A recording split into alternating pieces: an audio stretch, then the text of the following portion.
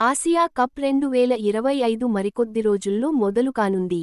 ఈ క్రమంలో ఆయా జట్లు తమ స్క్వాడ్లను ప్రకటించేందుకు సిద్ధమవుతున్నాయి. ఈ క్రమంలో భారత క్రికెట్ జట్టుపై ఆసక్తి రేకెత్తిస్తోంది.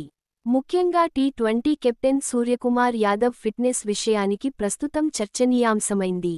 స్పోర్ట్స్ హెర్నియా సర్జరీ చేయించుకుని కోలుకుంటున్న సూర్యకుమార్ యాదవ్, ఆసియా కప్నకు ముందు జపాన్ పర్యటనకు వెళ్లడం అనేక అనుమానాలకు దారితీసింది. అతను వ్యక్తిగత పనుల మీద వెళ్లాడా, లేదా ఏదైనా చికిత్స కోసమా అనే విషయంలో స్పష్టత లేకపోవడంతో అభిమానులు, క్రికెట్ నిపుణులు ఆందోళన చెందుతున్నారు. గాయం నుంచి కోలుకుంటున్న సూర్యకుమార్ ఐపీఎల్ 2025 సీజన్ తర్వాత సూర్యకుమార్ యాదవ్ జర్మనీలోని మ్యూనిచ్లో స్పోర్ట్స్ హెర్నియా సర్జరీ చేయించుకున్నాడు.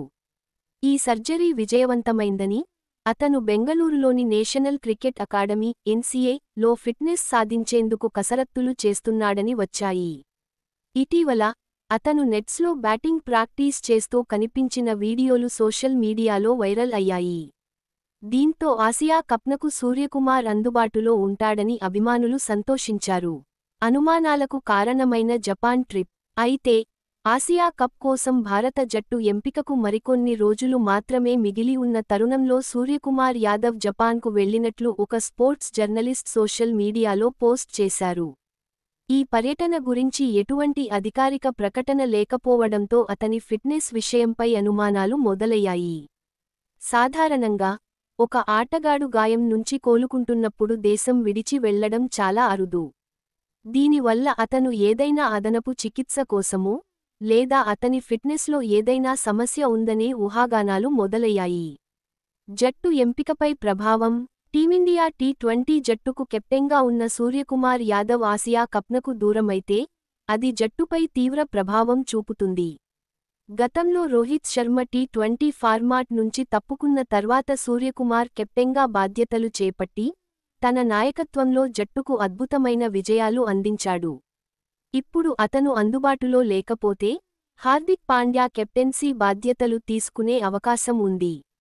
అయితే, జట్టు కూర్పు, వ్యూహాల విషయంలో చివరి నిమిషంలో మార్పులు జరిగే అవకాశం ఉంది. బీసీసీఐ సెలెక్షన్ కమిటీ ఈ విషయంపై స్పష్టత వచ్చాకనే జట్టును ప్రకటిస్తుందని తెలుస్తోంది. సూర్యకుమార్ యాదవ్ జపాన్ పర్యటన ఆసియా కప్ స్క్వాడ్ ఎంపికపై ఒకరకమైన సస్పెన్స్ క్రియేట్ చేసింది.